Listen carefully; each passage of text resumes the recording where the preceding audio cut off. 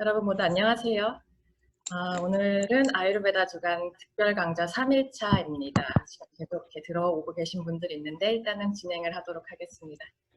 네, 오늘도 함께 해주시는 여러분 진심으로 환영하고 감사드립니다. 저 인도에서 인도 문화 원장님도 지금 함께 해주셨네요. Morning, madam. Thank you for joining. 저희 이틀에 걸쳐서 이제 슈리베다의 고경화 선생님께서 아유르베다의 기본적인 개념과 나를 지탱하는 세 가지 기둥이라는 주제로 음식, 수면, 그리고 근육에 대한 이제 강연을 해주셨고요. 이어서 오늘과 내일은 백두산 선생님께서 아유르베다의 과거와 현재에 대해서 강의를 해주시겠습니다. 백두산 선생님은 지금 구즈라트 아유르베다 의과대학 졸업 후에 동대학병원에서 인턴으로 활동을 하셨고요. 현재는 아유르베다 교육연구대학에서 석사 과정 중에 계십니다. 아유르베다 공부를 시작하실 때부터 현재까지 인도 정부 장학생으로 수학 중이신데요. 지금 현재도 아유르베다의 근원지인 인도에서 함께 해주고 계십니다. 선생님, 너무 이른 아침 시간일 텐데 함께 해주셔서 감사드리고요. 좋은 강연 부탁드립니다. 네, 감사합니다. 네, 안녕하세요. 그럼 이제 시작하면 되나요? 네, 시작 부탁드립니다. 네, 안녕하세요. 자, 그러면 바로 강의를 시작해 보도록 하겠습니다. 저는 오늘은 이제 과거에 대한 이야기를 좀 하려고 하고요. 내일은 현재에 대한 이야기를 해보려고 합니다. 그래서, 잠시만요. 예. 먼저 오늘은 이제 우주, 자연, 인간에 대한 이야기를 먼저 이야기를 하고, 그리고 인류의 기원과 아유르베다에 대한 이야기, 그리고 삶이란 무엇인가, 그리고 마지막으로는 이제 삶의 지혜 아유르베다가 무엇인지, 그리고 누구에게 필요한 지혜인지에 대한 이야기를 나눠보도록 하겠습니다. 자, 여러분, 혹시 우주의 나이가 얼마쯤 되는지 알고 계신가요? 네, 약 135억 살쯤 되었다고 하네요.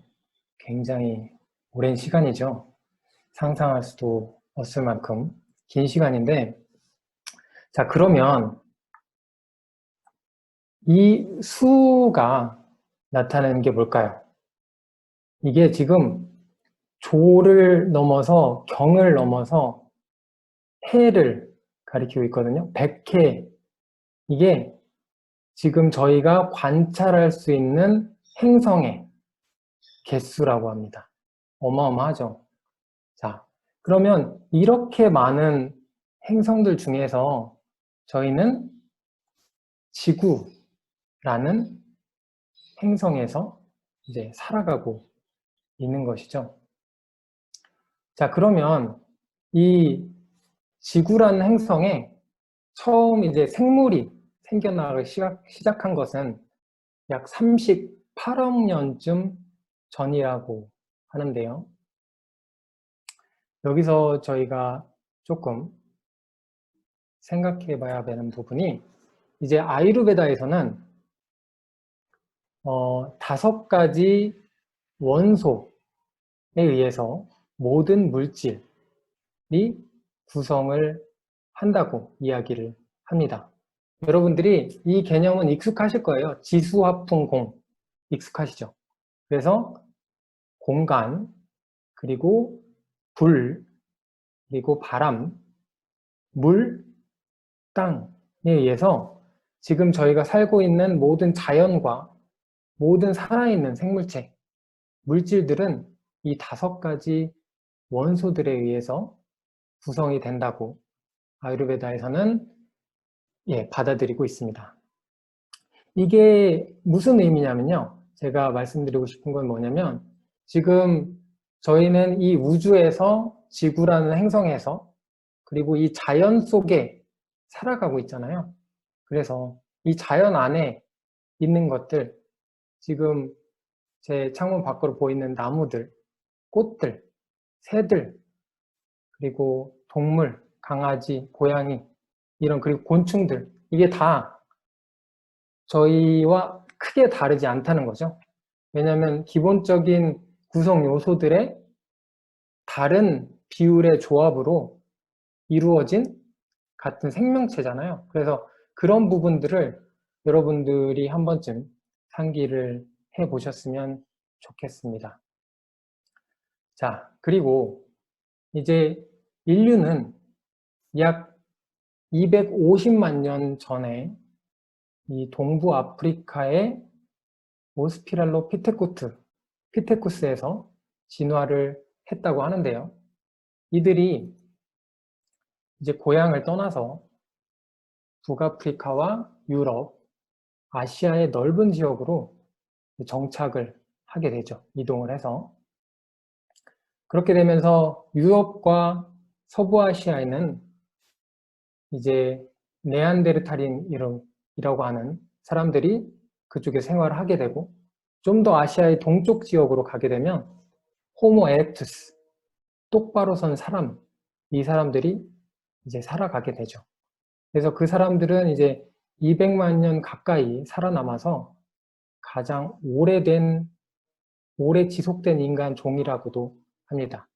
그리고 인도네시아의 자바 섬에는 호모 솔루엔시스라고 이런 사람들이 살아가는데, 이들은 이제 열대 지방의 삶에 굉장히 잘 적응을 했다고 합니다.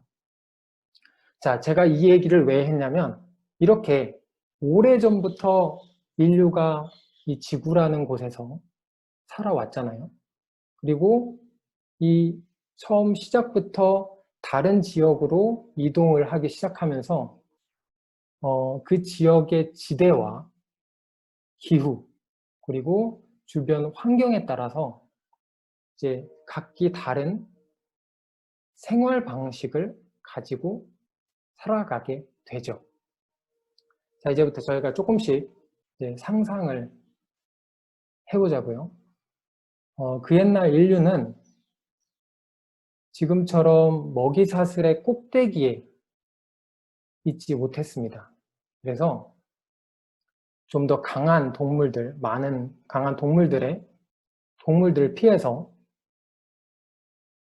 수렵 채집을 주로 하며 살아갔을 거죠.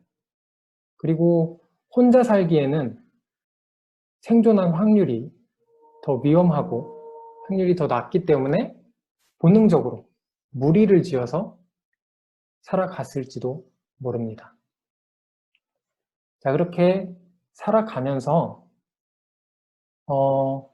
여러 가지 시도를 해보겠죠. 이것도 먹어보고 저것도 먹어보고, 그러면서 어떤 것들은 이제 먹을 수 있는 것들, 또 어떤 것들은, 어떤 사람들은 독초를 먹고 독버섯을 먹고 생을 마감하는 사람들도 있고, 그것을 보면서 주변에 있는 사람들은 그런 식물들이나 그런 것들을 먹으면 안 되는구나, 이렇게 이런 지식들을, 경험적 지식들을 이제 습득해 나갔을 겁니다. 그러면서 누군가는 이제 어떤 나무를 만져서 간지러움이 막 일어나기도 하고 고생을 호되게 하기도 하고, 자, 그렇게 경험적 지식들이 계속해서 쌓이게 되죠. 그리고 어딘가에서 떨어져서 부상을 당하는 사람들도 있을 거고, 그리고 사냥을 하다가 그리고 다쳐서 이렇게 생을 마감하기도 하고, 그러면서 이렇게 이런 지식들, 그곳에서 어느 정도 지식을 가지고 있고 그런 경험적 지식들이 쌓이게 되면 좀 더 잘 알고 있는 사람들은 이 아픈 사람들 혹은 부상을 당한 사람들을 치료하려는 노력들을 했을 겁니다. 그래서 약초를 캐다가 이렇게 빻아서 그런 부상당한 부위에 바르기도 했을 것이고요. 그리고 그걸 말려서 달여서 마시기도 했을 것이고, 뭐 여러 가지 방법들을 동원을 했을 겁니다. 그 시대에 알고 있는 모든 방법들을. 그래서 어떤 사람들은 이렇게 나아지기도 하고, 어떤 사람들은 운명을 달리하기도 했겠죠. 그래서 이런 지식들이 굉장히 오랜 시간 동안 하나하나 쌓이게 되고, 그런 지식이 다음 세대로 잘 전해지는 것도 있을 테고 혹은 잊혀지기도 하겠죠. 그래서 어떤 지식들은 후대에까지 잘 전해서 지금까지도 전해지는 이런 지식들이 있고 중간에 끊겨서 혹은 잊혀져서 그렇게 잊혀지는 지식들도 있을 겁니다. 자, 그러다가 이제 불을 발견하면서 어떤 것들이 변했죠? 음식을 저희가 익혀 먹기 시작합니다. 그렇게 되면서 소화를 하는 것, 음식을 먹고 소화를 하는 것이 한결 수월해졌을 겁니다.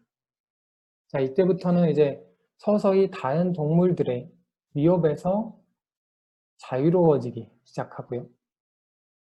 사냥을 해서 이제 고기와 생선, 이런 채소 같은 것들을 말리기도 하고, 그리고 훈제를 해서 좀 더 오래 저장하고 먹는 방법을 익혀 나가기 시작하죠. 또 향신료를 사용하는 법을 서서히 알게 되고요. 그래서 목축을 하고 농작물을 경작하기 시작합니다. 그렇게 되면서 강가에 마을을 이루며 정착해서 살아가죠. 많은 사람들이 죽고 태어나기를 반복하겠죠. 더운 지방과 이제 추운 지방에 사는 사람들, 그 사람들의 모습이 굉장히 다르게 변화해 갑니다. 그리고 산에 가까이에 산간 지방에 사는 사람들 또는 강과 바다에 가까이 사는 사람들의 삶의 모습들이 많이 달라지고요. 계절도 다르겠죠. 그래서 어느 곳은 겨울이 길고 눈이 많이 오기도 하고요. 그리고 다른 지역은 비가 많이 오고 덥고 습하기도 하고 또 어느 지역은 건조하고 무더운 지역도 있겠죠. 자, 그에 따라서 사는 방식, 어떤 지역, 어떤 환경에서 살아가는지에 따라서 오랜 세월에 걸쳐서 체격이나 골격의 형태가 조금씩 달라지기도 했을 겁니다.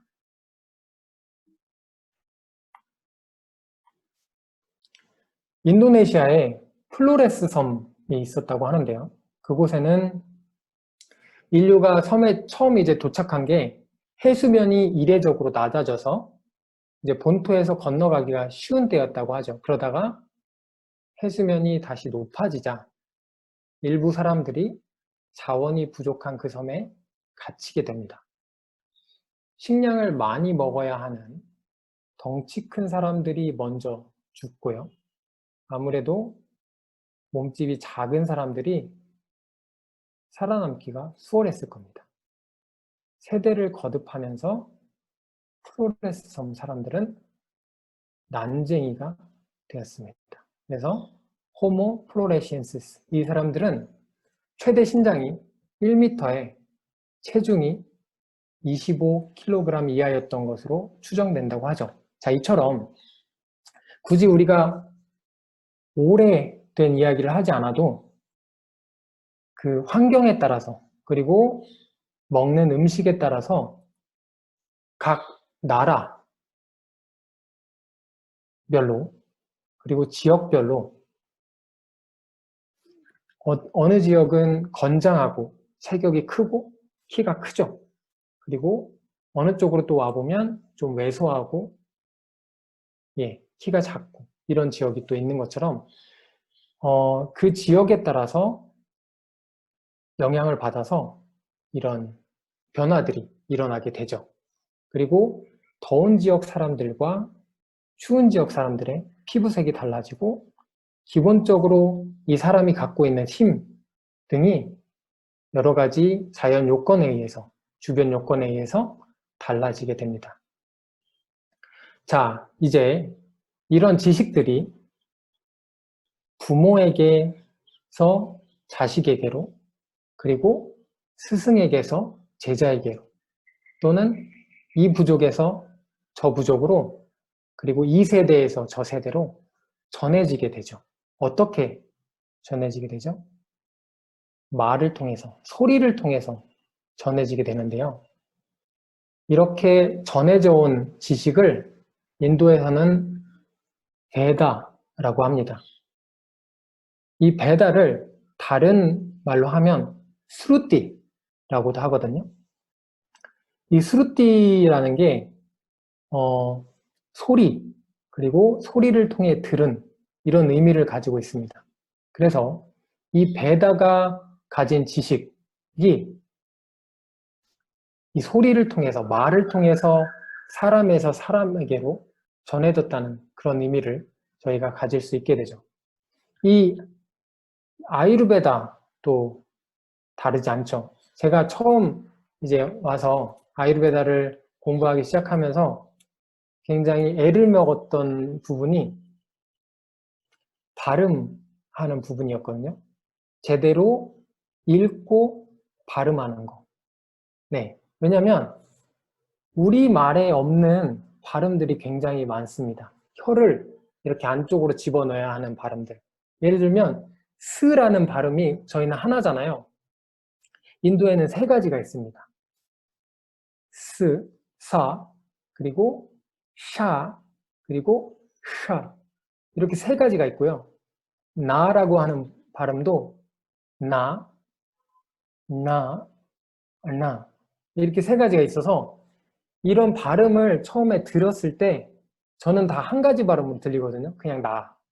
그런데 이것들을 이렇게 찾아내고 그것을 발음을 온전하게 내는 것이 굉장히 처음에는 어려운 부분이었거든요. 그래서 왜냐하면 또 이런 발음들을 제대로 할 수 있어야지만 이 지식이 전해질 때 오류 없이 전해지게 되거든요. 예를 들면 나라고 하는 얘기를 한다고 해보죠. 아라고 하는 발음을 하는데 이거를 잘못해서 어라고 한다고 하면 혹은 나라고 발음해야 될 거를 나라고 발음을 하게 되면 이 의미가, 어휘의 의미가 완전히 달라지게 되기 때문에 그런 부분에서 이 지식을 온전히 다음 세대에게로 전해는 입장에서는 이 발음을 제대로 하는 것, 제대로 읽을 줄 아는 것, 이것이 굉장히 중요했을 겁니다. 그래서 그리고 이 읽는, 낭송을 하는 이 방법 자체는 지금도 굉장히 많이 쓰이는 방법이거든요. 인도에서는 이렇게 약간 음율이 들어가요. 그래서 원전을 보면, 경전에 보면 음율이 있는 구절들이 많이 있기 때문에 그것을 음을 넣어서 이렇게 노래를 부르듯이 이렇게 낭송을 하는데 그렇게 되면 기억하기에도 굉장히 용이하고 그것들을 체득화하는데 굉장히 효과적입니다. 자, 그래서 그리고 이제 베다라는 것은 힌두교의 가장 오래된 경전이거든요.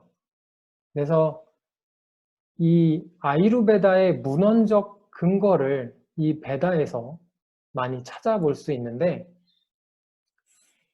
베다에는 네 가지로 나뉘게 됩니다. 크게 르그베다, 사마베다, 야주르베다, 아타르바베다. 자, 르그베다에는 주로 신에 대한 찬가를 많이 담고 있습니다.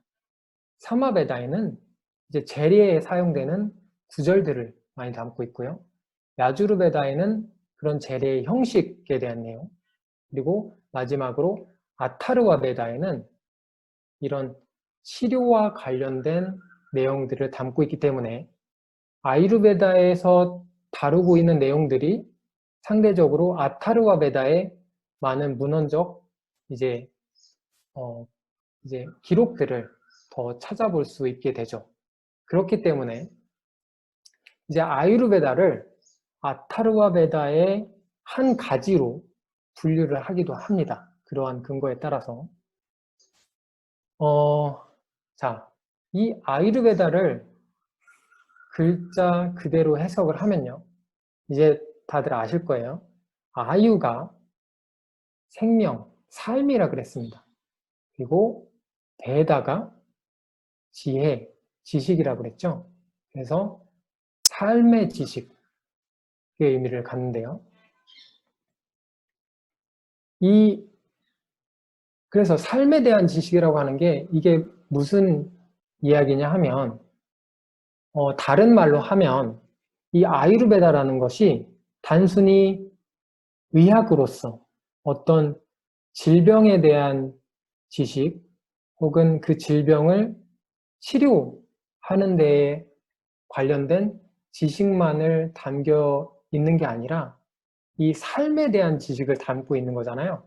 그렇기 때문에 이 생명이 잉태되는 혹은 그 이전부터 그리고 죽는 순간까지 혹은 그 이후까지에 대한 관련된 모든 지식들이 담겨 있다고 생각을 하시면 됩니다. 그래서 생명이 어떻게 이루어지는지, 우리가 어떤 삶을 살아가야 되는지, 무엇을 추구하며 살아가야 하는지, 어떤 말과 행위와 생각이 자신에게 해가 되고 이로움이 되는지, 그리고 신체의 해부적인 부분, 생리적인 부분, 질병에 관한 지식, 질병이 어떻게 생겨나는지, 그리고 그것의 치료는 어떻게 할 수 있는지, 이런 지식들이죠. 그리고 음식에 대한 부분들, 어떤 성질을 가지고 있는지, 그리고 어떤 작용을 몸에서 하게 되는지, 약초에 대한 지식도 있죠. 그리고 이런 것들을 어떻게 약으로 만들어서 쓸 수 있는지, 이런 여러 가지 지식들이 이 삶의 지혜를 담고 있는 아유르베다에는 담겨져 있는 것이죠. 그래서 저희가 아유르베다를 단순히 인도 전통 의학이다라고 이야기를 한다면 틀린 것은 아니죠. 맞는데 또 그 모든 면을 다 포함하고 있다고 보기는 어렵겠습니다. 자, 그래서 제가 이제 여러 곳에 강의를 다니면서 한 가지 질문을 항상 받는 게 있거든요. 그게 뭐냐면, 자, 인도에서 발생하고 발전해온 아유르베다잖아요.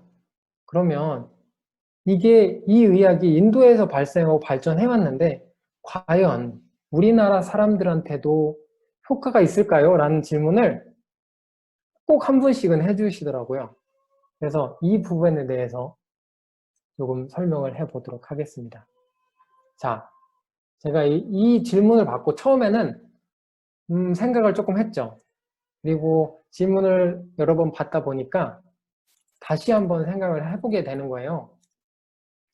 흔히 우리가 알고 있는 그 현대의학이 있잖아요. 그러면 이 현대의학이라는 것도 사실은 우리나라에서 발생한 의학이 아니잖아요.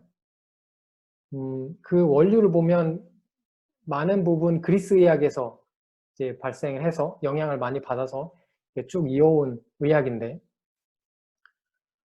그러면 그리고 현대의학에서 어떤 치료법을 개발을 한다든지, 혹은 어떤 치료약을 개발을 했을 때 그런 실험들을 이런 실험들을 어디에서 보통 많이 하는지는 모르겠는데 보통 우리나라보다는 외국에서 많이 이루어지죠. 그래서 외국의 다른 지역과 기후와 삶의 방식을 가지고 살아가는 다른 나라의 사람들을 대상으로 이제 임상 실험을 하죠. 그리고 보통 한 3단계 정도를 마치고 나면 이제 상용화가 되는데, 그렇게 해서 이제 약이 출시가 되고 나면 그것을 우리는 이제 거부감 없이 아무런 질문도 하지 않고 먹게 되죠. 이거는 이런 질병에 이렇게 먹으면 도움이 되고 이런 질병을 치료할 것이다 라고 생각을 자연스럽게 하잖아요. 그래서 이 부분이 아마도 이 현대의학이 가지고 있는 관점과 전통의학이 가지고 있는, 대부분이 가지고 있는 관점과 이런 다른 관점을 대변하는 부분이 아닐까 하는 생각이 좀 듭니다. 자, 저희가 현대의학의 치료법이나 약에 대해서 이런 질문을 하지 않는 그 기저에는 이런 것들이 있을 것 같아요. 그 현대의학에서 저희 사람이라고 하면 이런 장기가 있고요. 그리고 이런 체계들을 가지고 시스템을 가지고 이렇게 살아가게 되는 것. 그런 공통적인 부분들. 그리고 이런 호르몬들이 분비되고 이런 방식으로 몸에서는 먹고 마시고 영양을 흡수하고 하는 것들. 자, 이런 대사작용을 하는 것들. 그런 부분들을 이제 일반화를 시켜서 이런 것들을 체크할 수 있는 툴들을 많이 발견을 했고, 그래서 그거를 체계적으로 수치화를 시켜서 범주화를 시켰잖아요. 그래서 그런 부분들을 이렇게 해놨고, 그런 방식으로 그런 관점에서 보기 때문에, 그리고 그런 부분들을 저희는 자연스럽게 받아들이고 있기 때문에 이런 현대의학에서 있는 치료법이나 어떤 약에 대해서는 저희가 이런 질문을 하진 않죠. 네. 그런데 반면에 이제 전통의학이라고 하는 부분으로 넘어오면은 개개인성의 다름을 많이 강조를 합니다. 물론 공통적인 부분들이 있죠. 이 전통의학이라도 우리들이 갖고 있는 장기는 다 같고, 그리고 생리적인 이런 기능들 또한 공통적인 부분이 있습니다. 하지만 거기에서 더 나아가서 개개인마다 어떤 음식들을 먹고 있는지, 그리고 어떤 생활을 어떻게 하고 있는지, 그리고 어떤 환경 속에서 살고 있는지, 어떤 계절을 겪어 나가고 있는지에 따라서 달라진다는 거. 그리고 그 달라지는 부분들에 따라서 다르게 접근을 개개인마다 해야 된다는 부분들이 이제 전통의학에서는 견지하고 있는 관점이 되겠죠. 자, 그래서 이 부분에서 이제 답변을 좀 드리면, 질문 기억하고 계시죠? 자, 인도라는 나라가 굉장히 넓습니다. 자, 보시면 저 위에 히말라야 보이시나요? 네. 히말라야 산맥과 맞닿아 있어요. 북쪽으로 쭉 올라가면. 그 얘기는 무슨 얘기냐면 굉장히 춥습니다. 눈이 엄청 많이 오고요. 자, 그렇죠. 그리고 쭉 내려오면 저 케랄라 지방이 있거든요. 네. 그쪽으로 가면 되게 덥고요. 습하고. 그리고 우기 때는 그때는 비가 굉장히 많이 옵니다. 자, 그리고 저쪽 중간에 라자스탄이라고 보이시나요? 자이푸르 라자스탄. 그쪽에 이제 인도 여행을 오셔서 이제 낙타 사파리 이런 거를 해보셨으면 자이살메르 쪽에 많이 가서 하죠. 그 라자스탄 쪽을 보면 굉장히 사막지대가 있거든요. 그래서 건조하고 굉장히 무덥고 한 지역이 있죠. 자, 인도만 보더라도 이 굉장히 다양합니다. 기후나 지역이 천차만별이거든요.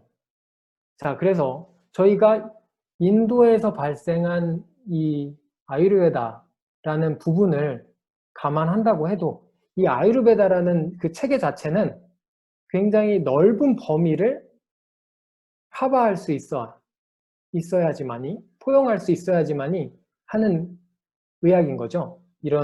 그래서 다른 말로 하면 무슨 얘기냐면 그 북쪽 추운 지방에 사는 사람들의 그 식습관이나 생활 습관에 맞춰서 적용할 수 있어야 되고요. 그리고 더운 쪽에, 그리고 굉장히 건조한 쪽에 그 살고 있는 사람들한테도 적용이 가능해야 되는 거고, 그리고 저 밑에 남쪽에 살고 있는 덥고 습한 쪽에 있는 사람들에게도 이것을 충분히 잘 적용해서 예, 나갈 수 있어야 하는 것이죠. 그래서 이 아유르베다의 설명들을 보면 이 원리를 먼저 설명을 해줍니다. 이런 부분들은 이런 원리에 의해서 되기 때문에 이렇게 한다라고 하고, 그래서 이런 지역, 그리고 이런 기후, 이런 그 주변 환경에 따라서 적용할 수 있도록 되어 있습니다. 그래서 여러분들이 이렇게 인도에서 발생한 이 체계인데 어떻게 우리나라에서 적용이 가능할까요? 라는 질문에 예, 이렇게 제가 질문을 드릴 수가 있을 것 같아요. 그래서 넓은 인도 자체도 굉장히 넓고 적용할 수 있는 범위들이 굉장히 넓어야 하기 때문이고, 그리고 아유르베다라는 지식이 전해지는 방식 자체가 이 원리를 설명하고 있기 때문에 이것을 어느 다른 지역, 어느 다른 기후에 있는 사람에게도 적용할 수 있게끔 이렇게 예, 만들어져 있다는 거. 그리고 가까운 이제 나라, 일본만 해도요. 이제 저희 나라에는 이제 저나 이제 고경화 선생님처럼 이제 아유르베다 의대를 졸업하고 이제 활동하고 있는 사람들이 많지 않아요. 그런데 일본만 봐도 굉장히 많습니다. 그래서 그쪽에서는 굉장히 왕성하게 활동을 하고 있고 커뮤니티가 조성이 되어 있고, 그래서 이런 아유르베다의 지식들로 사람들이 많은 혜택을 보고 있죠. 그것만 봐도 적용이 가능하다라는 것을 저희가 알 수 있고요. 그리고 아유르베다가 조금 많이 알려진 곳이 유럽 쪽이나 아니면 남아메리카 이쪽 브라질이나 아니면 아르헨티나 뭐 이런 쪽이 더 많이 알려져 있거든요. 그래서 그곳에도 굉장히 기후가 다르고 삶의 방식이 다르잖아요. 그럼에도 잘 적용을 할 수 있다는 거, 그런 부분들을 이제 생각을 할 수가 있겠습니다. 네. 제가 케랄라를 많이 가보진 않았는데, 남인도 쪽을 많이 가보진 않았는데, 1학년을 마치고, 제가 학부생일 때 1학년을 마치고 케랄라 쪽에 있는 병원에 갔던 적이 있어요. 그쪽에서 한 달 정도 병원에서 생활을 하면서 어떻게 치료를 하고 이렇게 환자들을 보는지 실습을 이제 개인적으로 했던 적이 있는데, 그때 제가 생활을 할 때는 뭐 에어컨이나 이런 것들이 없었기 때문에 굉장히 덥고 습했던 기억이 있습니다. 그래서 자다가 숨이 턱턱 막혀서 일어났던 기억이 있기 때문에 이 케랄라에서의 이 환경이나 기후들을 내가 알 수 있죠. 자, 아유르베다. 이 인도에서 발생했기 때문에 아무래도 이 문화와 이 종교적인 부분들이 들어가 있습니다. 그래서 여러분들이 이제 인도에 관심을 갖고 보시다 보면 이 신에 대한 이야기들을 많이 접하게 되는데요. 인도의 신에 대해서 조금 알고 계시나요? 좀 들어보신 적이 있나요? 자, 이 부분에 대해서 제가 조금만 설명을 드리면, 뭐 종교적인 이야기를 하려는 건 아니고요. 그래서 그냥 배경 지식 정도로만 들어주시면 되겠습니다. 자, 이 신을 이 세 분류로 나뉘거든요. 처음을 아디대와. 아디가 뭐냐면 시작. 그래서 시조신 정도로 생각을 하면 되고, 그리고 까르마대와. 까르마는 행위와 행동을 의미하기 때문에 실질적으로 뭔가 이 세상에서 뭔가를 행하는 이 신들. 그리고 프라자나나 대와. 그리고 좀 더 좁은 지역, 혹은 어떤 집이나 가족 그 세대에 관련돼서 활동을 하는 신들로 이렇게 세 분류가 나뉩니다. 지금 사진에서 보고 계시는 세 신은 아디대와 그 시조 신에 속하는 그 신들인데요. 제일 가운데에 있는 신이 브라흐마라는 창조의 신입니다. 그리고 그 왼쪽에는 위슈누 신, 유지의 신이고요. 그리고 오른쪽에는 시바 신, 파괴의 신입니다. 그래서 창조와 유지와 파괴의 신이 되겠고요. 그리고 인도에 오시면 이 신들의 사진을 굉장히 여러 곳에서 보실 수 있을 거예요. 어느 상점을 가더라도 꼭 이 사진들이 하나씩 있고 그 앞에 이렇게 향이 피워져 있고 한 부분들을 많이 보게 될 거거든요. 그래서 이 신들, 보통 많이 알려져 있는 신들이 까르마대와이거든요. 실질적으로 이 세상에서 뭔가 역할을 하고 있는. 그래서 저 왼쪽을 보시면 수리아대와, 태양신, 그리고 그 오른쪽에는 이제 코끼리의 머리를 하고 있는 가네샤 신이 있죠. 그래서 부와 그리고 지식과 지혜를 대변하는 신이고, 그리고 왼쪽 밑에는 사라스와티 여신이 있죠. 그래서 이 신은 음악과 지혜와 지식의 신이고요. 그리고 오른쪽 밑에는 락시미라는 신이 있습니다. 그래서 미와 그다음 사랑과 이런 것을 대변을 하죠. 자, 그리고 뿌라자나나 대화는요.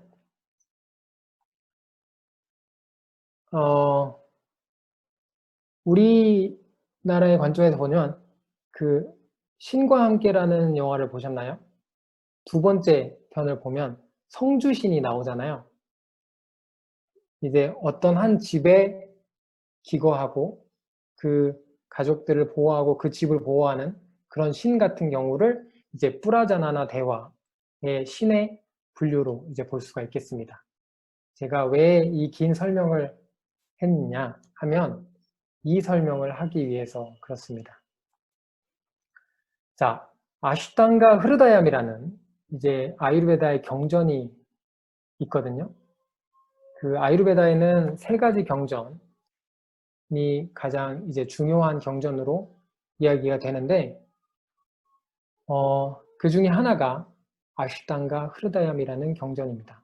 자, 그 경전에 아유르베다가 어떻게 기원을 했는가, 그리고 어떻게 전해져 왔는가에 대한 기록이 있습니다. 이걸 좀 살펴보면 브람마 스무르트와라는 부분이 있습니다.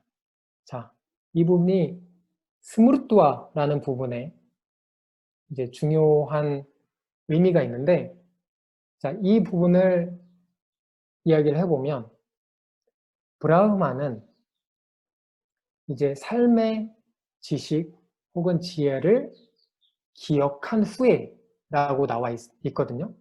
그래서 이 브라흐마, 아까 제가 처음 사진을 보여드린 그 신 중에서 가장 가운데에 있었던 창조의 신이죠.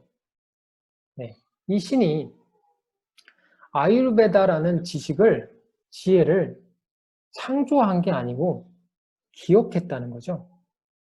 여러분들이 뭔가를 기억을 할 때는 어떤 것을 기억하죠? 없는 것을 기억하지 않습니다.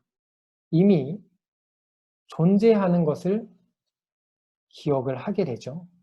자, 그래서 이 아유르베다가 이미 존재를 했고 그 존재했던 거를 브라흐마가 기억을 했다라고 하는 거죠. 자, 그 의미를 다시 생각을 해보자. 그러면 자, 이것을 근거로 어떻게 이야기를 하냐.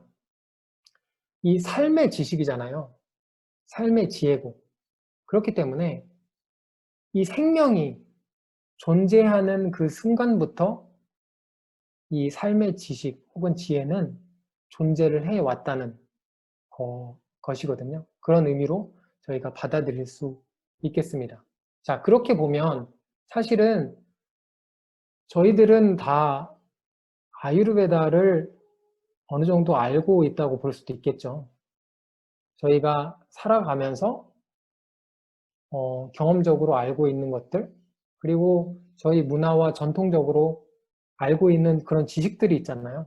아, 이거는 하면 안 되고, 이렇게 하면 이렇게 먹어야 되고, 전통적으로 저희가 먹는 방식들, 이런 것들이 크게 보면 아유르베다라고 볼 수 있죠. 이름이 다르겠죠. 네. 그래서 저희들이 이 삶의 지식이라는 것들은 어디를 가더라도 다 있죠. 그리고 그것들이 그 지역과 기후에 따라서 이제 다른 언어로 이제 표현이 되는 것들이고, 그래서 크게 보면 우리는 모두 이 아유르베다라는 지식을 사실은 어느 정도 알고 있고 가지고 있다고 볼 수 있겠습니다. 네.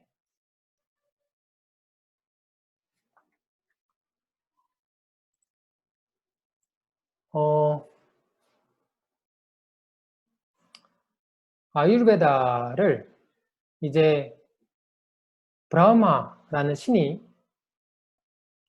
기억을 했다 그랬죠. 그러고 나서 프라자파티라는 신에게 전해줍니다. 그리고 아슈이니 쿠마라라는 신에게 또 전해주게 되죠. 그리고 아슈이니 쿠마라 이 쌍둥이 신인데요. 신은 인드라라는 신에게 다시 이 지식을 전해주게 됩니다. 이 중간중간에 굉장히 많은 스토리가 있거든요. 네, 뭐 일단 그거는 접어두고, 그래서 이 인드라라는 신에서부터 신까지가 이 아유르베다의 지식이 신들에게만 존재를 했었던 거고요. 그 다음 인드라에서부터 이제 그 지식이 저희 인간들에게도 전해지게 되는데, 이건 일종의 신화입니다. 그래서 이제 이야기를 듣는다고 생각을 하시고 들으시면 돼요. 인도에 있는 르시라고 하는 사람들, 성자 혹은 지혜로운 사람들이 이제 히말라야, 지금 사진이 보이시는 것은 히말라야 사진입니다. 히말라야에 다 모이게 돼요. 저녁에서 모여서 이제 한 가지 주제를 가지고 토론을 하기 시작합니다. 그 주제가 뭐냐면, 이제 사람들이 너무나 고통을 받고 있다.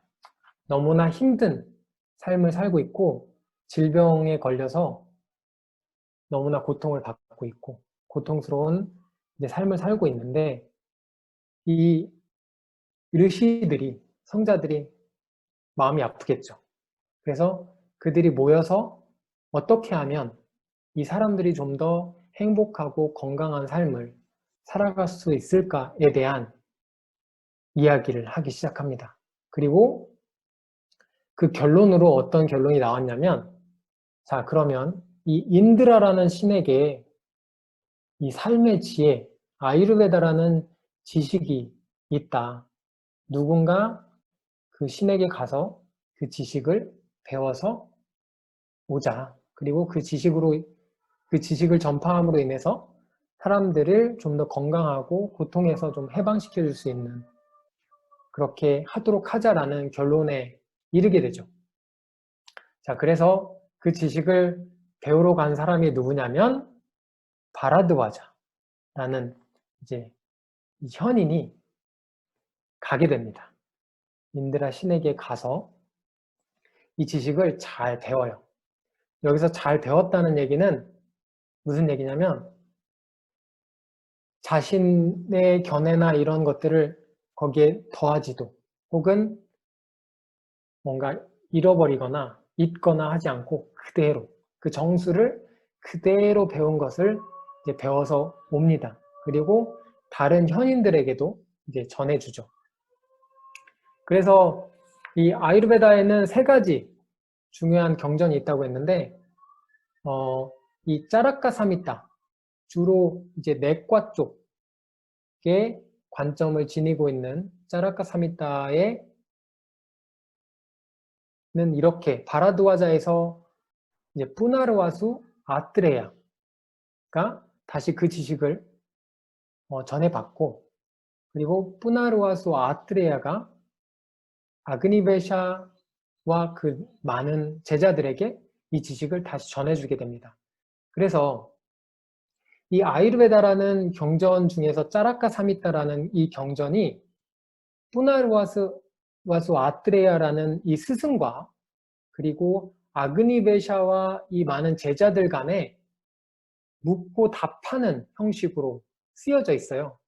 그래서 제자들이 이런 부분에 대해서 이 스승인 아트레야에게 물으면 이제 그 부분에 대해서 이제 설명을 해주는 방식으로 그렇게 경전이 집필이 되어 있죠.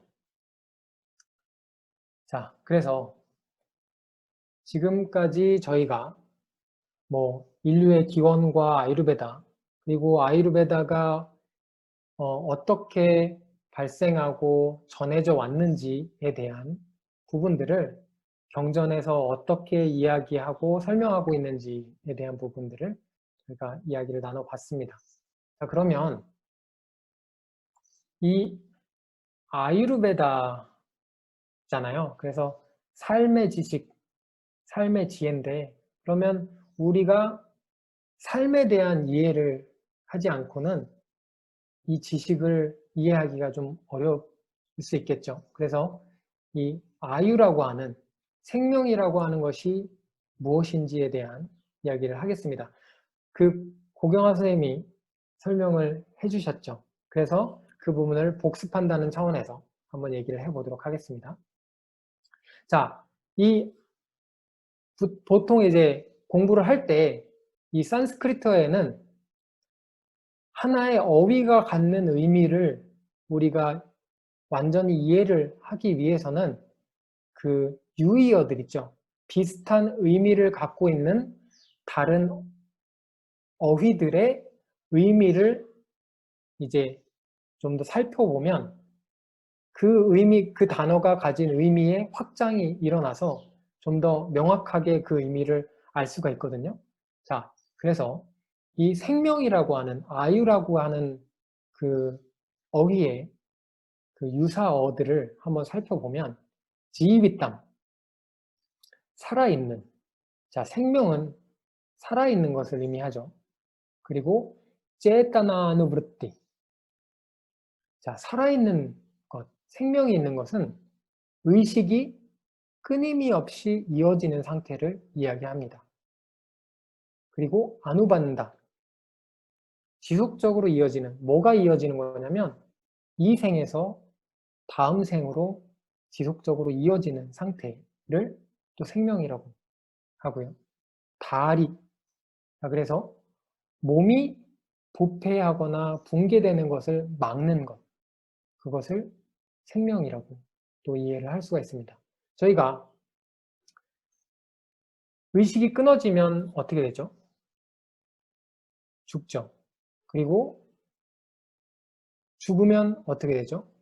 몸이 부패를 시작하게 됩니다. 그래서 살아있고 의식이 끊임없이 이어지고, 그리고 이 생에서 다음 생으로 지속적으로 이어지는, 그리고 몸이 부패하거나 붕괴되지 않는 것, 그리고 살아있는 그것을, 그 생명체를 생명이라고 하죠. 네. 자, 그래서 이 생명을 구성하는 데는 4가지로 구성을 하게 됩니다. 샤리라라고 하는 몸이 있고요. 그리고 인드리아라고 하는 감각기관이 있습니다. 그리고 사뚜아라고 하는 마음, 그리고 아트마라고 하는 영혼, 그리고 이것의 삼요가, 조합, 결합에 의해서 이 아유가 만들어지게 되는데요. 이 부분에서 저희가 생각을 해볼 수 있는 부분이 뭐냐면 이 네 가지의 결합에 의해서 생명이 존재를 하게 되는데, 즉 무슨 말이냐면 그 중에 한 가지라도 없게 되면 생명은 있을 수 없다는 얘기죠. 또한 이 네 가지의 결합이 굉장히 긴밀하게 연관이 돼 있기 때문에 저희가 몸이 아프면 어때요? 마음이 좋지가 않습니다. 자꾸 이렇게 몸이 계속 힘들고 아프게 되면 화가 잘 나고요. 짜증이 나고 슬프고 그렇죠. 그리고 뭔가 충격적인 사실을 들었어요. 혹은 누군가 나에 대한 험담을 해요. 그러면 어때요? 마음이 안 좋죠. 막 화가 나기도 하고 슬프고 그렇죠. 또는 이제 마음이 좋지가 않아요. 굉장히 혼란스럽고 뭔가 우울하고 이렇게 되면 어떻죠? 이런 상태들이 계속 지속되다 보면 몸의 상태도 점점 안 좋아지기 시작하죠. 자, 이처럼 이 네 가지의 요소들이 굉장히 긴밀하게 연결되어 있기 때문에 어느 한 부분이라도 뭔가 이 상태가 좋지 않게 되면, 균형이 깨어지게 되면 다른 부분에도 많은 영향을 미칠 수 있다는 것을 저희가 이 부분에서 이해를 할 수가 있게 됩니다. 그리고 생명이라는 것을 이 네 가지의 조합으로 본다는 것을 미루어 봤을 때 이 아유르베다에서 이 사람이라고 하는 것, 그리고 생명이라고 하는 것을 어떻게 바라보고 있는지 그 관점을 엿볼 수가 있게 되죠. 굉장히 전체적으로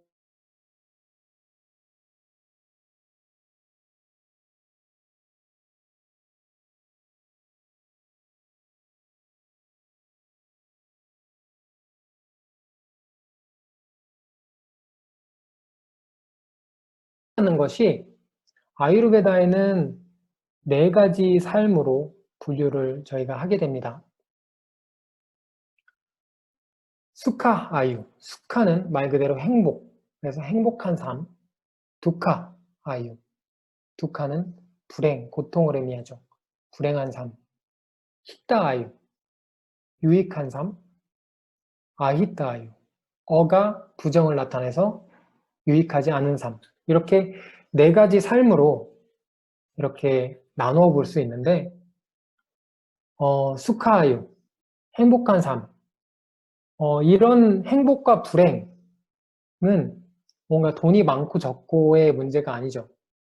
그래서 긍정적이고, 그리고 뭔가 자신이 하고 있는 것에 만족하고 이런 삶을 살아가고 있는 사람들, 즐겁게 긍정적으로 살 수 있는 삶, 혹은 뭔가 불평불만하고 혹은 몸이 아프고 이런 삶들을 살아가고 있는 삶을 이제 두카아유라고 하고요. 히타아유, 이 유익한 삶이라고 하는 것은 나만이 행복한 것이 아니라 나로 인해서 다른 사람들도 이제 좀 더 선한 영향을 받아서 좀 더 행복한 삶들을 영위해 나갈 수 있도록 하게 되는 삶을 이제 히타아유라고 하고요. 어히타아유라고 하면 그 반대가 됩니다. 이제 나도 불행하니까 너희들도 다 불행해라.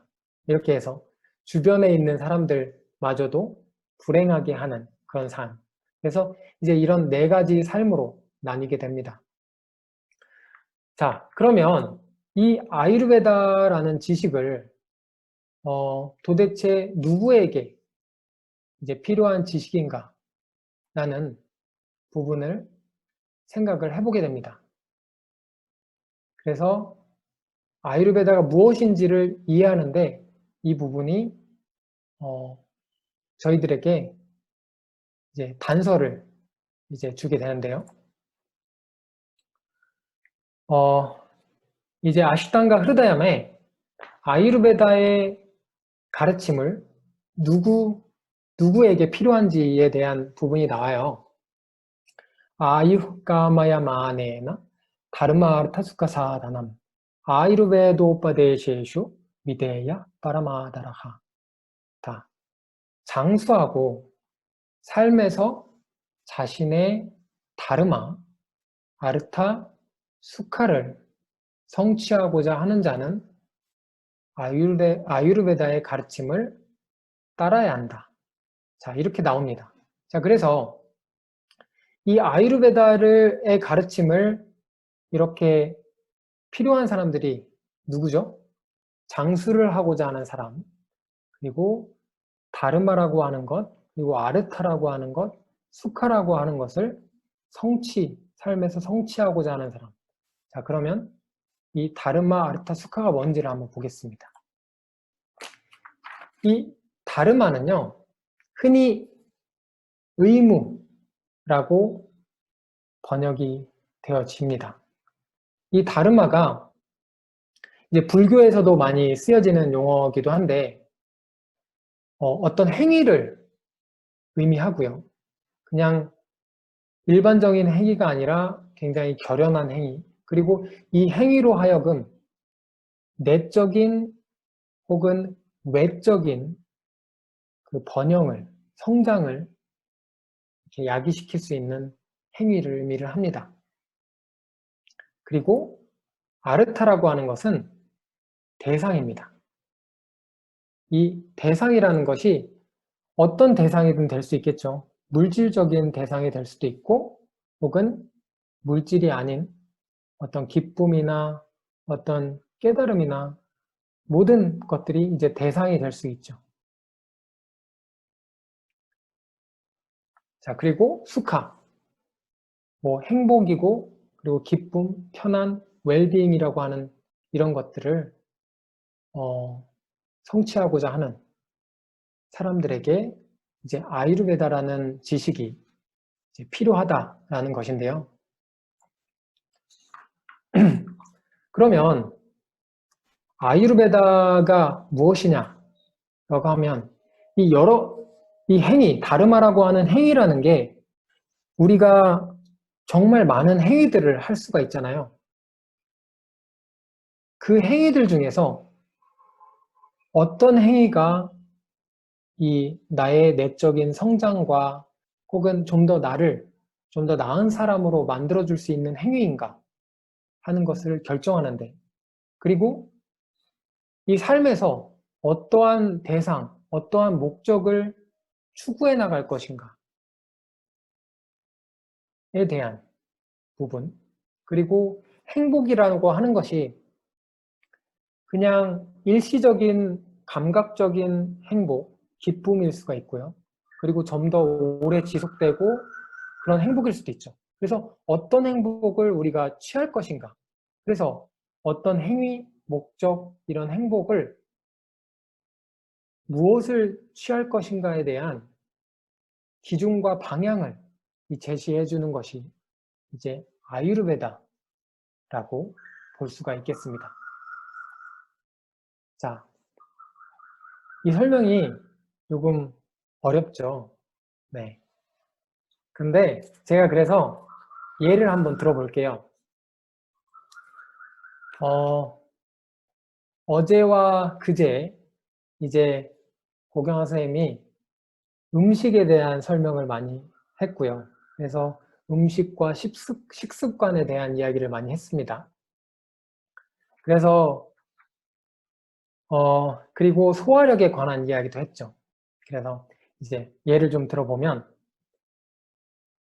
점심을 먹었습니다. 약 오후 1시쯤 점심을 이렇게 먹고 한 1시간 반쯤 지난 거예요. 그래서 약간 출출하죠. 그래서 입이 좀 심심하기도 하고 이렇게 쭉 주위를 둘러보는데 저쪽에 초콜릿이 있는 거죠. 자, 그 순간에 내가 손을 뻗어서 저 초콜릿을 잡을 것인가, 그리고 까서 먹을 것인가에 대한 행위, 그리고 대상은 뭐죠? 초콜릿이 되죠. 그리고 그 초콜릿을 먹었을 때 이 기쁨이 있죠. 아, 맛있다. 아, 달다. 하고 하는 이 미각에서 느껴지는 이 기쁨, 이 감각적으로 느껴지는 이 행복을 취할 것이냐, 아니면 이것을 지금 좀 참고 소화를 잘 시켜서 속이 편안하게 하는 그런 편안함을 느낄 것인가 하는 부분이 있습니다. 자, 그럼 이때 이 순간에 그 어제와 그제 그 고경화 선생님이 말씀해 주셨던 내용을 떠올려 보는 거예요. 소화력이라고 하는 것이 음식을 먹고 나서 군것질을 하게 되면 소화력을 저해하게 되고, 자, 그리고 지금 내가 느끼는 약간 출출하고 배고픈 감정이 진짜 배고픈 게 아니라는 것, 이게 약간 습관적으로 느껴지는 것이라는 것, 이런 부분들을 이게 떠올려 보는 거죠. 자, 그게 아유르베다의 지식이죠.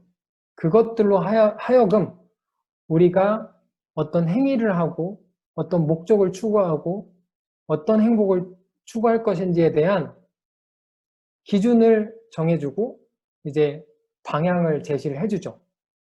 쉽게 말씀드리면 이런 겁니다. 그래서 오늘 제가 말씀드린 모든 이제 뭐 신들에 대한 이야기, 뭐 발생과 기원 이런 이야기들을 다 잊어버리셔도 좋지만 지금 아유르베다가 무엇인가라고 누군가 묻는다면 이런 부분들에 대해서는 이제 꼭 기억을 해 주셨으면 좋겠습니다. 제가 오늘 준비한 내용은 여기까지인데요.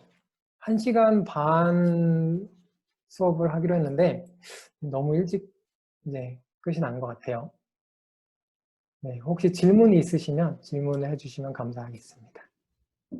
질문 있으신 분? 네, 제가 하나 읽어드릴게요. 네. 선생님께서 아직도 이 생소한 아유르베다를 알게 되고 공부하게 되신 계기, 그리고 수학 목표가 무엇인지 말씀해 주실 수 있을까요? 그리고 처음 공부를 시작해서 아유르베다 전문가가 되기까지 보편적으로 걸리는 시간이 어느 정도가 될까요? 그러니까 3가지 질문인 거네요. 그렇네요. 그래서 제가 어떻게 이 공부를 시작하게 됐는지, 그리고 앞으로 무엇을 하고 싶은지, 네. 그리고 아유르베다 전문가가 되기 위해서는 어느 정도의 기간이 필요한지. 네. 그렇죠? 제가 아유르베다를 시작을 한 건, 제가 아유르베다를 알게 된 건 많은 분들이 그러신 것처럼 요가를 통해서 알게 됐습니다. 네. 저는 그 춘해 보건대학에서 요가를 전공을 했거든요. 그래서 요가를 배우고 하면서 그때 한 학기 이제 아유르베다의 수업이 있었어요. 1시간 이제 특강 같은 것이 있었는데 그때 이제 아유르베다에 대해서 알게 됐고, 그러고 나서 이제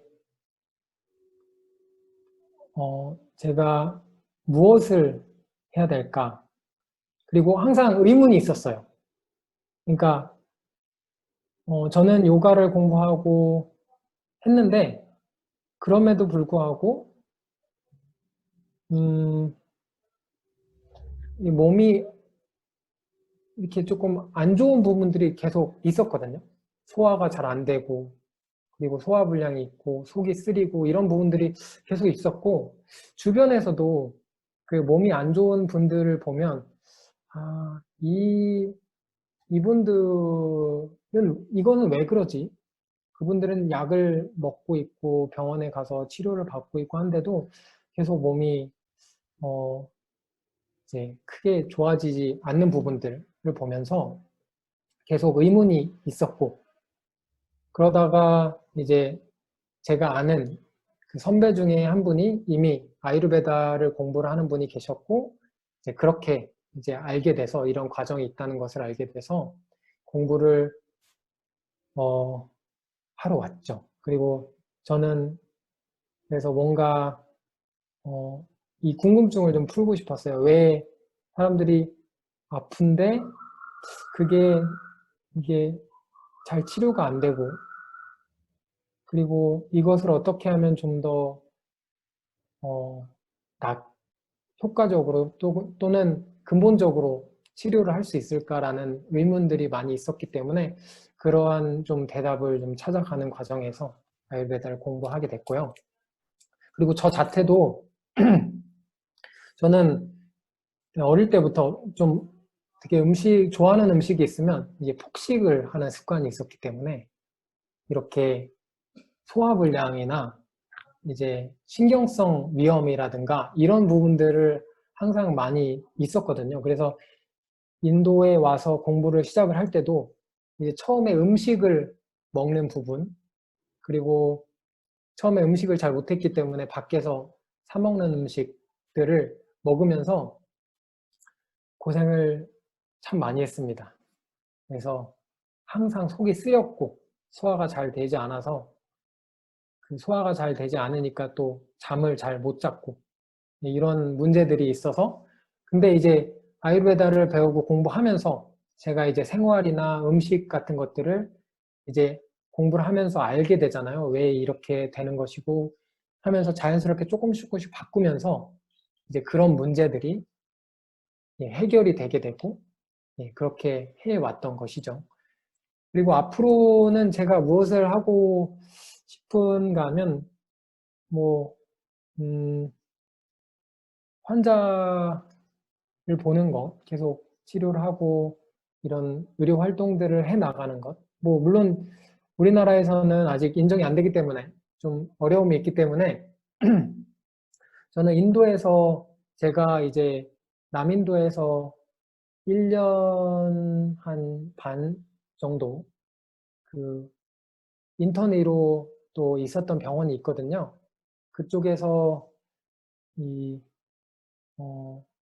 그쪽에서 근무를 좀 1년 중에 뭐 적어도 3개월에서 6개월 정도는 와서 근무를 좀 할 계획을 좀 가지고 있고요. 그리고 계속해서 뭐 한국에서는 이런 지식들을 조금 사람들한테 많이 알리고, 그리고 필요하다 그러면 상담이나 이런 부분들을 해 나가는 계획을 가지고 있습니다. 이 전문가라고 하는 기준을 어디에 두시는가에 따라서 좀 달라질 거는 같은데, 보통은 이제 의사의 자격을 갖추기 위해서는 이제 5년 반이라고 하는 BAMS 정규 과정이 있거든요. 그래서 그 과정을 마치게 되면 이제 인도에서, 그리고 인도 주변 지역에서 이제 아유르베다 의사로서 의료 행위를 할 수 있는 자격이 주어집니다. 그리고 근데 5년 반을 공부를 하고 제가 해봤지만 굉장히 많이 부족해요.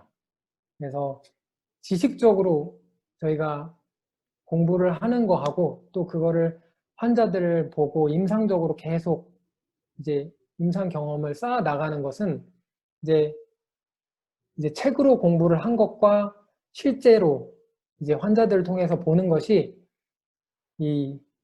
그 관점이 굉장히 다르거든요. 그리고 그 증상이나 여러 부분들이 그대로 적혀져 있는 대로 나오지 않기 때문에 그거를 적용을 해 나가면서 이제 해 나가는 부분들이 5년 반이라는 시간이 이 전문가라는 그 기준을 어디에 두시냐에 따라 다르겠는데 굉장히 부족하고 그래서 꽤 오랜 시간이 필요할 것 같아요. 적어도 5년 반 그 이상. 저 같은 경우는 계속 평생 이렇게 공부를 해 나가면서 할 거기 때문에 네, 그렇습니다. 그래서 딱히 이 정도 하면 전문가 되실 수 있어요 라고 말씀은 못 드리겠고, 그래서 이런 식의 대답을 제가 드릴 수 있겠습니다. 네. 평생 공부를 해야 되시는 거겠죠. 네. 그 안윤희 님이 네. 질문을 주셨는데 아유르베다를 기반으로 산다면 지금의 현대의학, 그러니까 병원이나 보험 상품은 필요치 않다고 생각하시나요? 이미 질병이 있는 자들에게 아유르베다를 기반으로 하는 자연 치유가 가능하다고 생각하시나요? 가능하다면 우리는 저마다 아유르베다 의사 자격증 없이도 의료 행위를 하는 거라고 봐도 좋을까요?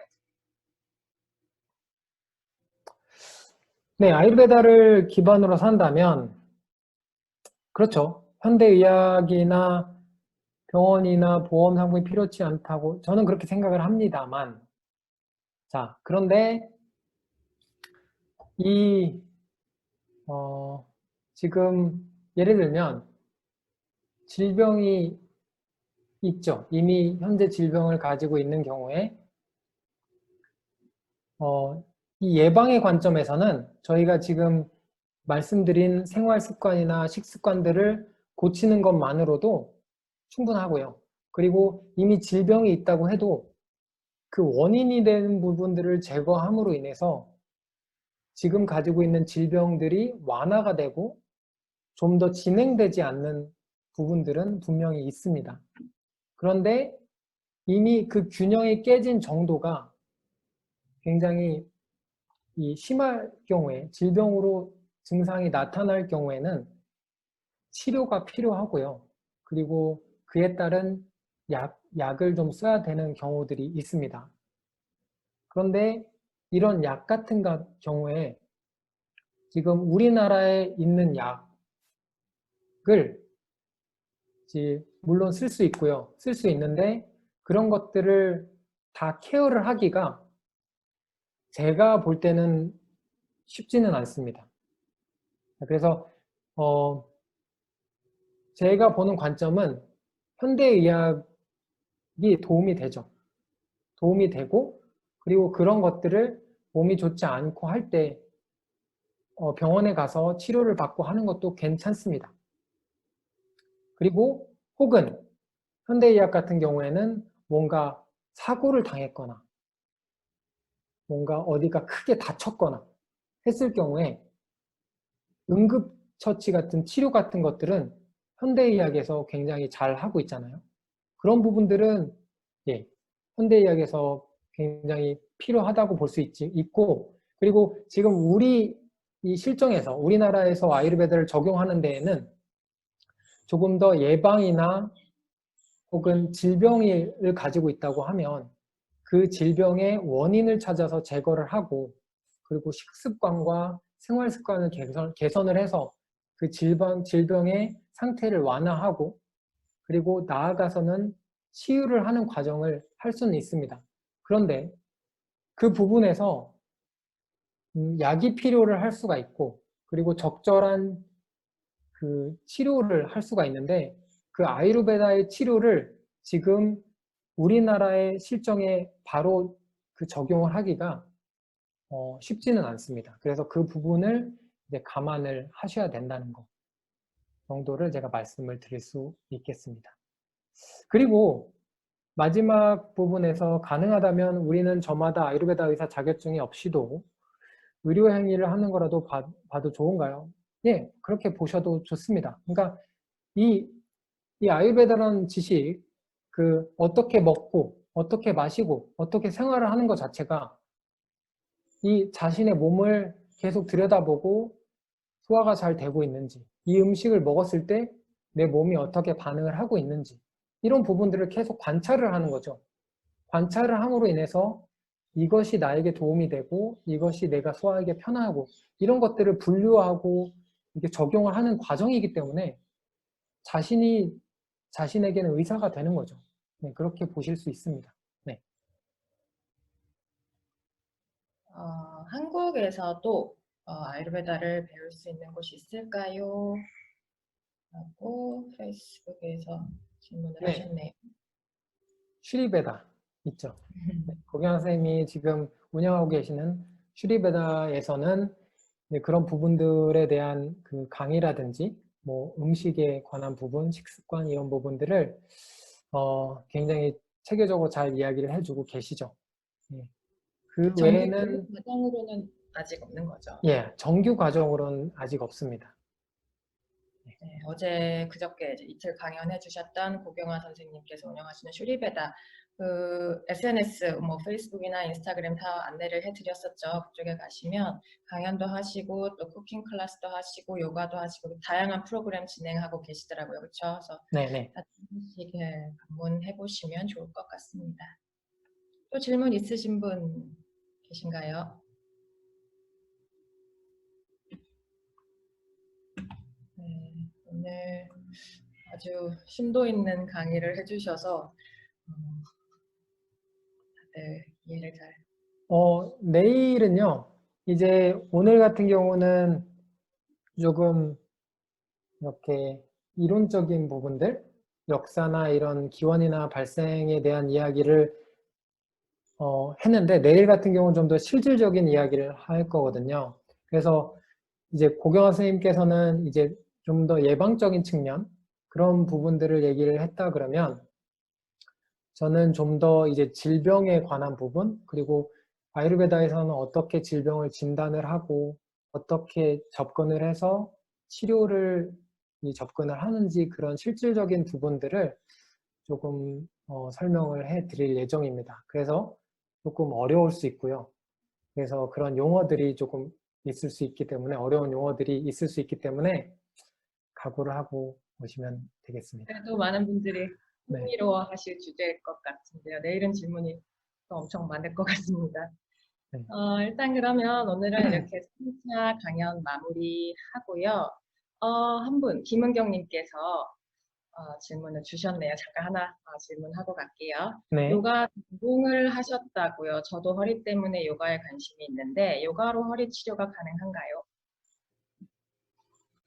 네, 가능하죠. 네. 근데 그 허리에 문제가 있는 부분이 무엇 때문에 문제가 있는지에 따라서 네, 조금 다를 수 있는데 저 같은 경우도 저도 운동을 오랫동안 하면서 몸의 균형이 이렇게 많이 깨졌었거든요. 그럼 몸이 많이 틀어지고 하면서 이제 허리가 아팠었던 경우가 있어서 그러면서 요가를 하게 되면 자연스럽게 그 몸의 체형이 교정이 되면서 이제 몸이 바로 서게 되고 이렇게 그리고 척추의 추간판이나 이런 부분들의 공간이 확보가 되게 되고 하면서 그 허리가 아프신 분들에게는 예, 많이 도움이 될 수가 있다고 생각을 합니다. 네. 감사합니다. 또 이 정도로 강의는 마무리하고요. 다시 보기 원하시는 분들 많이 계신데 주한 인도문화원 페이스북 방문해 주시면 다시 보실 수 있습니다. 또 어떠한 제안이나 뭐 궁금하신 점 있으시면 인도문화원 SNS 통해서 전달 부탁드리고요. 오늘도 아직 많이 생소한 아유르베다에 대한 강연 들으시느라고 뭐 어려우셨겠지만 또 도움이 많이 되실 거라고 생각합니다. 여러분 모두 오늘도 건강한 하루 되시고요. 내일 또 뵙겠습니다. 감사합니다. 선생님 고생 많으셨습니다. 감사합니다. 감사합니다.